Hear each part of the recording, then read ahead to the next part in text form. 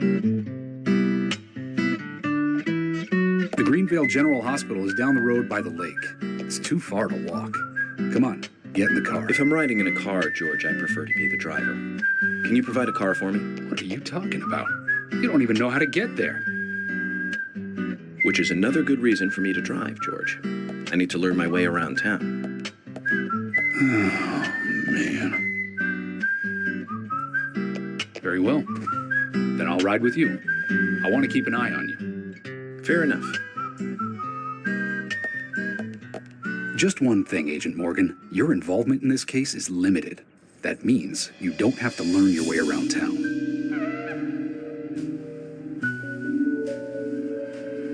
George, we'd better get moving. The hospital closes at 2100.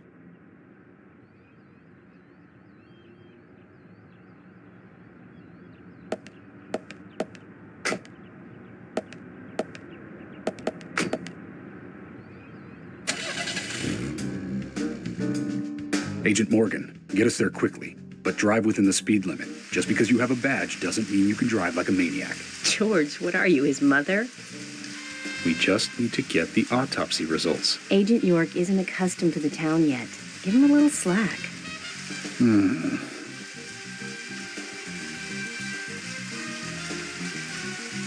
Well then, Agent York, let's get going. Sure, sounds good.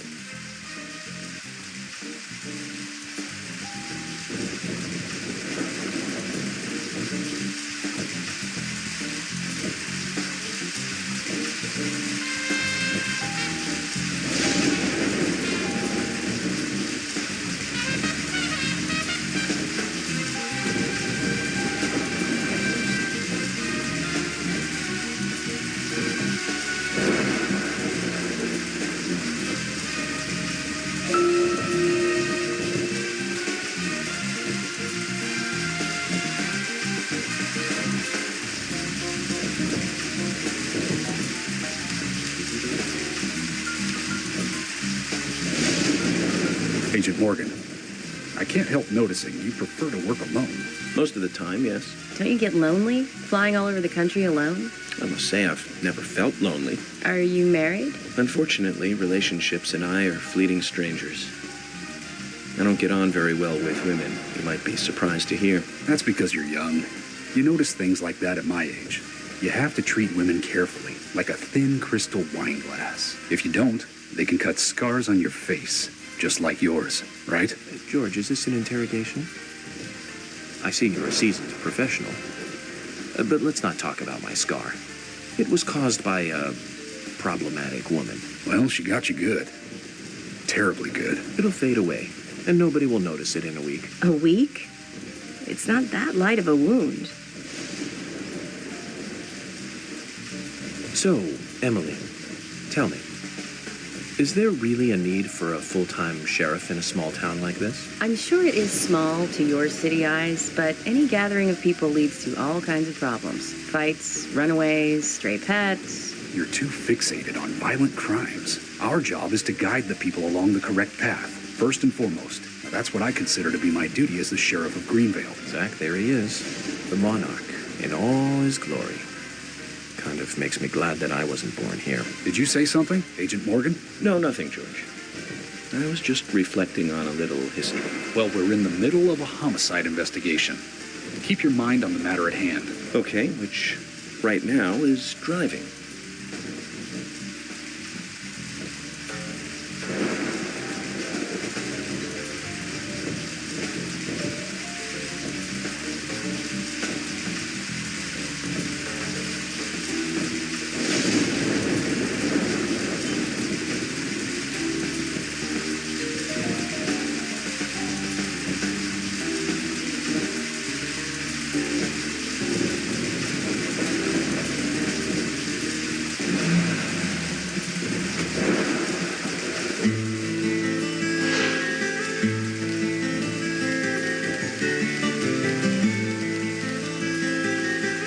That's a pretty big hospital. I guess they wanted to be ready for town-wide food poisoning?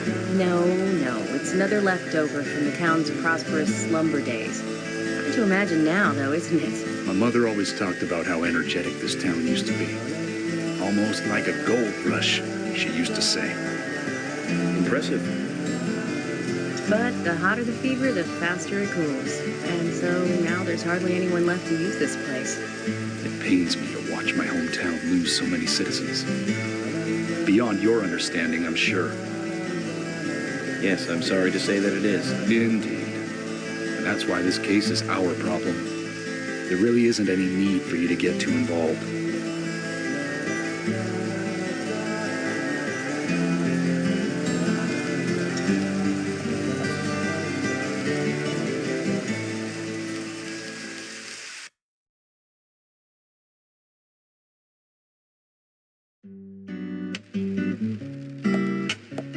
Hello, Sheriff.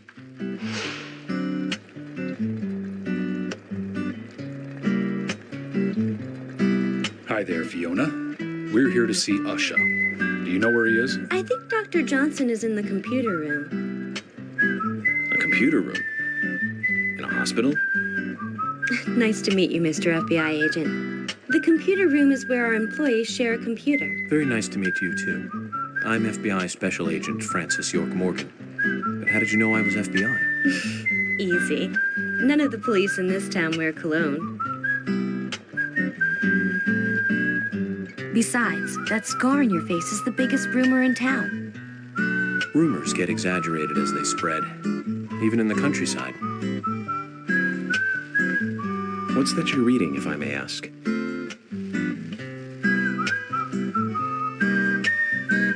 You haven't heard of this yet? It's a recent bestseller mystery. It's set in the U.S., a small traditional North American town close to the Canadian border. A peaceful, traditional place. However, that peaceful town is shattered by a terrible crime, the murder of a local girl. And that incident causes grief and sadness to everyone in town.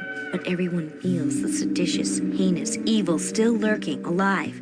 Yes, much like the situation right now here in Greenvale. Fiona, don't say that. Sorry, I shouldn't have said that. With Anna dead and all. Don't worry. Books are written to entertain, and it's good you're enjoying it. What we're faced with here is a terrible crime committed in a real world. Much different from that of a novel. So there's no need to apologize. Thank you, Agent York.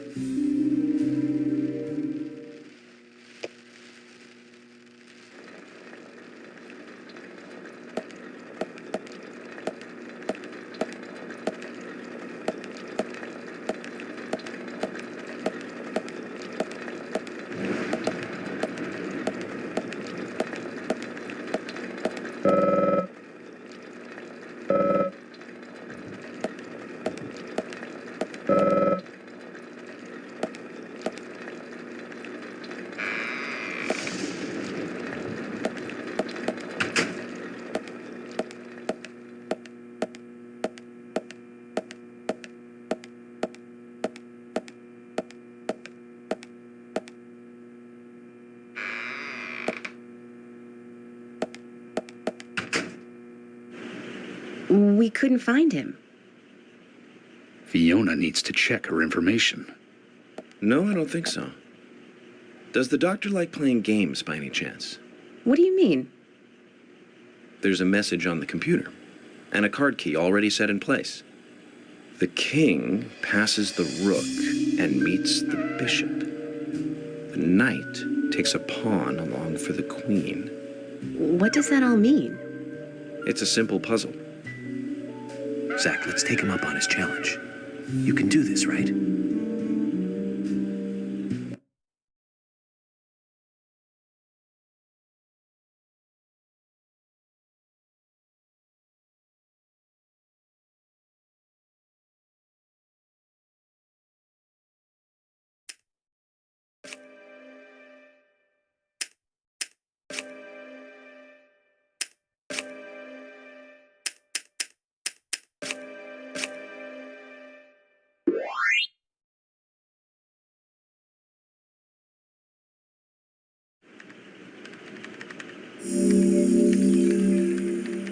The doctor awaits below with the deceased. Another code? But there's nowhere to insert a password. More games. I'm going to get Fiona to call Usha up here right now. No need, George. The message appeared with the card key. It's telling us where to use it. This is not the time to be joking around, Agent Morgan. Dr. Usha is below with the deceased. With Anna. Below being underground, I take it. Simple. Simple. Then it's time to meet the mischievous architect of this little game. Nah.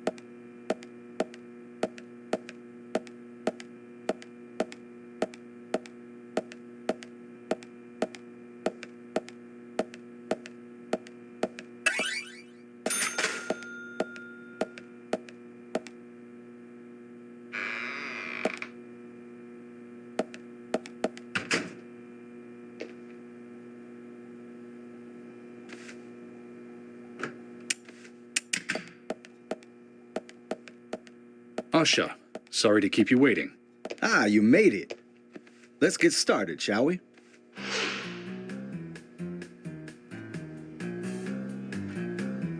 This is Agent Morgan from the FBI. Nice to meet you. I'm Usha Johnson, the doctor in this hospital. FBI Special Agent Francis York Morgan. Please call me York. Everyone calls me that. Very well, Agent York. Are you a forensic practitioner? Let's just say I've dealt with corpses before. That battle of wits, by the way. Did you create that yourself? I just wanted to see if our FBI agent could handle the task. I see. Well, it was pretty fun. Oh, I'm glad you liked it. We don't have much time. We need those autopsy results.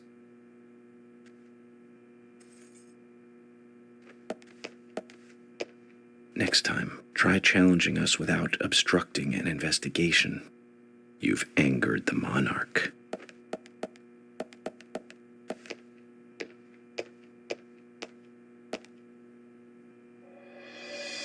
From the onset of rigor mortis, the stiffening of the muscles, the time of death is estimated to be between 20 and 2200 hours.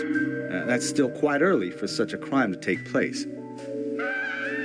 Note that there are 2 exterior wounds, pressure marks around the neck, and a long cut running from chest to abdomen. Blood marks on her right hand tell us she was gripping something round in her right hand.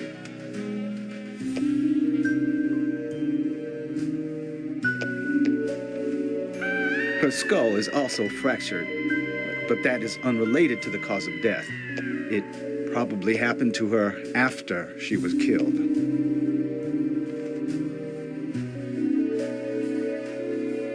Now, I first thought death by suffocation due to the marks on her neck. But after further investigation, I now have a different conclusion. The direct cause of death was loss of blood from the wound.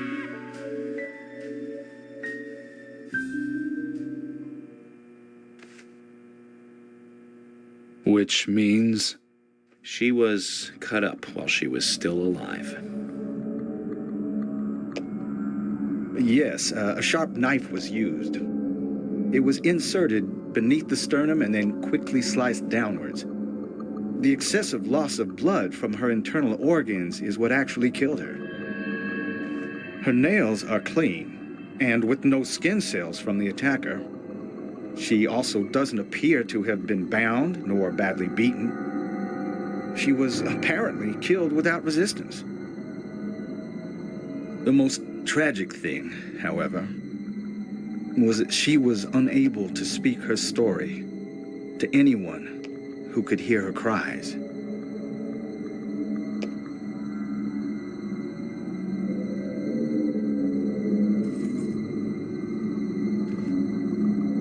The perpetrator cut out Anna's tongue. Well, I believe she was drugged first to phase her consciousness, and then the killer killed her. Now, the killer most likely has a deep, traumatized past concerning women. He probably cannot converse with them normally. Cutting out the tongue suggests a very lonely individual. Either that or a truly hardcore sadist. He must get off on watching women suffer, especially when they can't answer back. He watched as the blood pumped from her body, as she gradually grew cold. A case in Seattle in 1985 was much like... Usha, please, limit your report to your findings as a doctor. Criminal profiling is my job.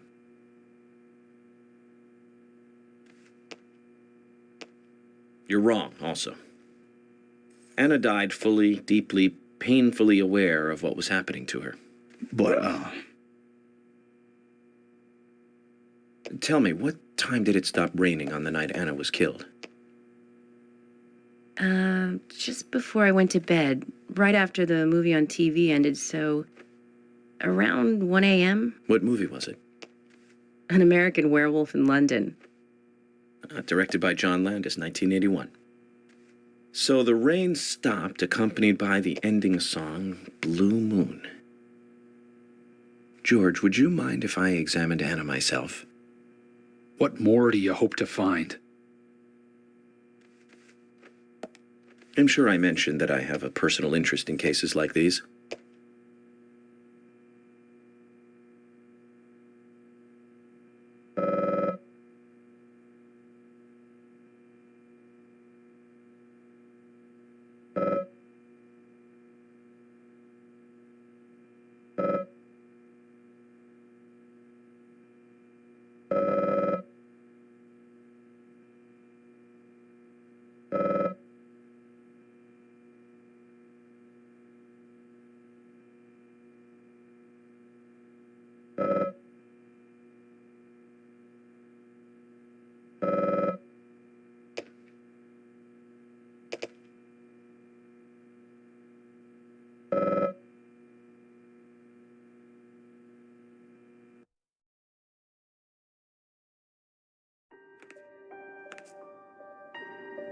From her lack of resistance, I'd say that Anna's injuries happened very quickly. Unable to speak, she was then left to cry herself to death. Zach, it's all starting to come together. The perpetrator stayed with her for at least 2 hours until it stopped raining. At the estimated time of her death, it was still raining, but you can still see tear marks on her cheeks. That means she was killed under a roof somewhere. She was then carried into the woods after it stopped raining. There's one other thing. Her tongue was removed with a very blunt knife. In fact, it's more likely it was simply chopped off. Asha, are you a passionate man? Well, not particularly, but I am man enough should the moment call for it. George, how about you? I'm very passionate. Yes. Especially when it comes to women. But I don't see what that has to do with anything. George, the perpetrator is just like you. He's passionate about women. He's a passionate kisser. This was a kiss of death. The perpetrator bit off Anna's tongue. We'll never get a dental print from a wound like this. But this is still a big lead.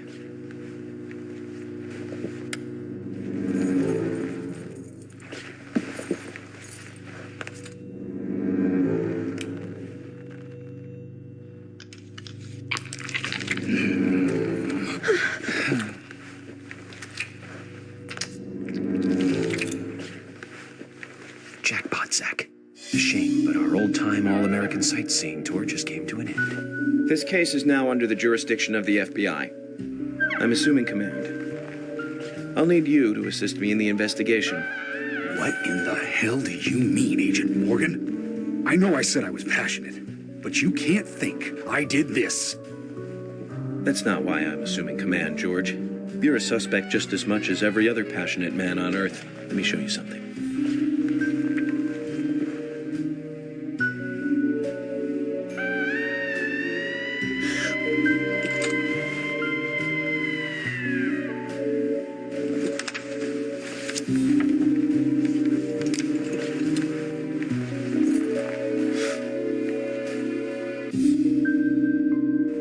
There you go. Amazing, huh? I'm sure you have a lot of questions, but most of the details are top secret. George, Emily, we should be going. No need to stay here any longer. Okay. I have to sign the release. Just give me a moment. Very well. I'll go on ahead. I can't take it any longer down here.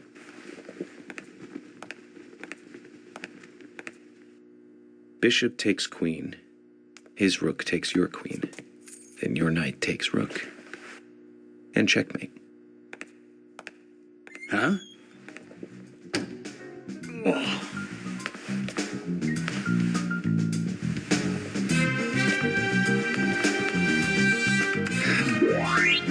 My first victory in the Grandmaster ranking.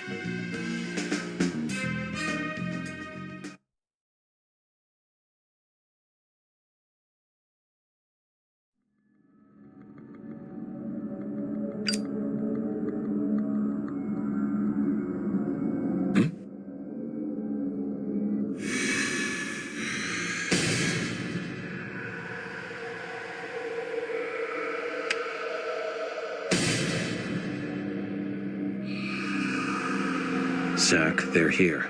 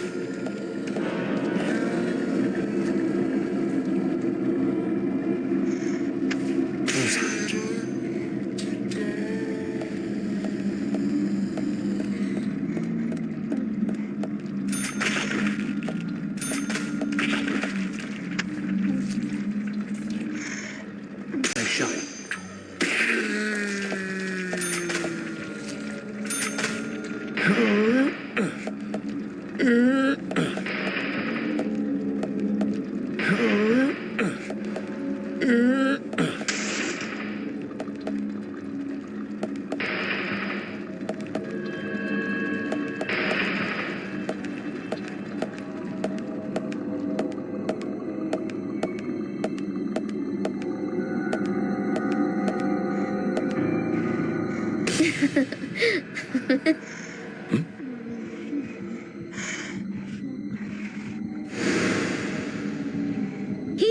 Over here!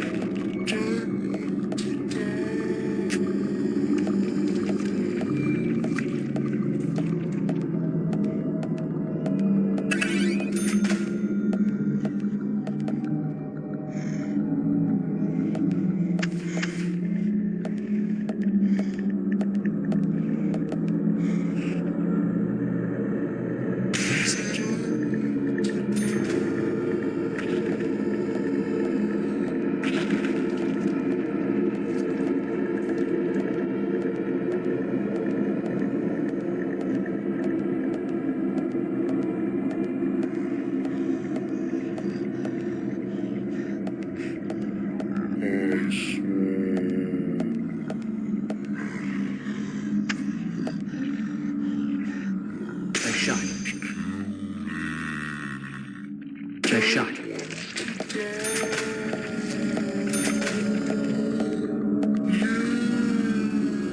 Amazing. Bullseye.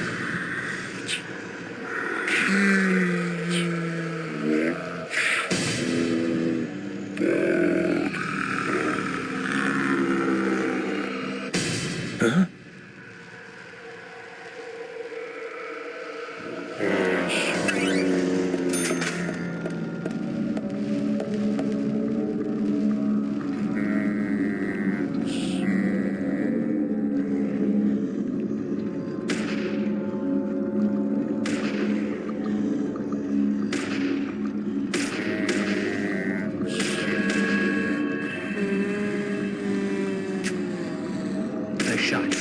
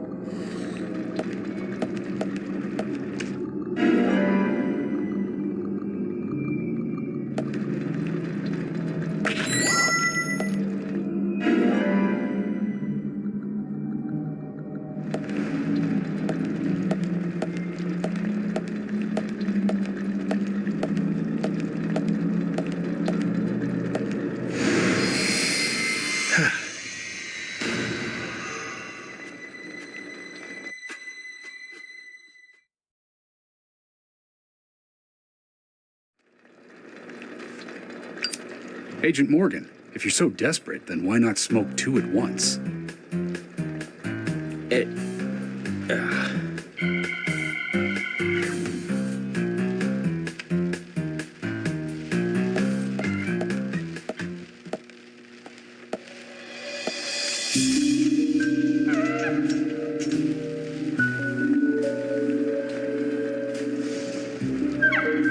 Who's that old man?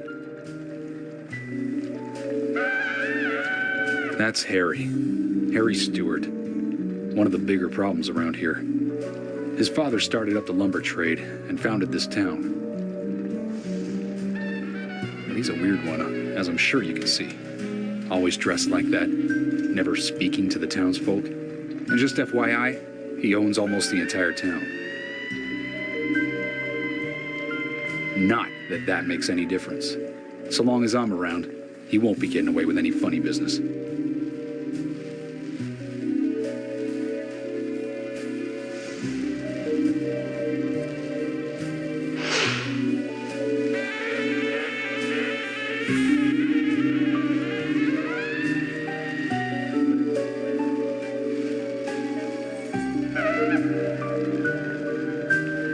Mr. Francis York Morgan, haste won't lead you to what you seek. Keep your eyes focused on your footing as we speak. So says Mr. Stewart.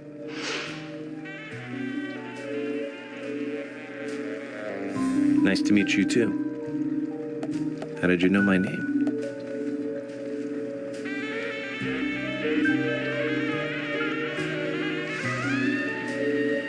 Mr. Francis York Morgan, information desires you, just as you desire information too. So says Mr. Stewart. Harry, stop trying to get in our way. Keep this up, and even you'll have to answer to the law.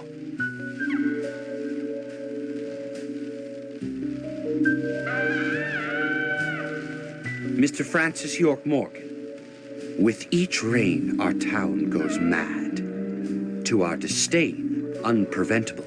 So sad. So says Mr. Stewart. Thanks for the warning. Then we shall depart, Mr. Francis York Morgan.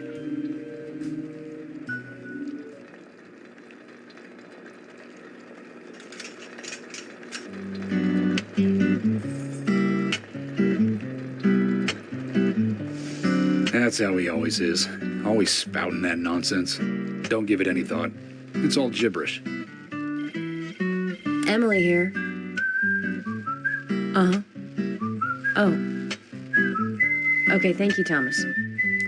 Agent York, we've contacted the first witnesses to the crime scene. You can interview them where they found the dead body. Excellent. I was just about to ask if you could take me there.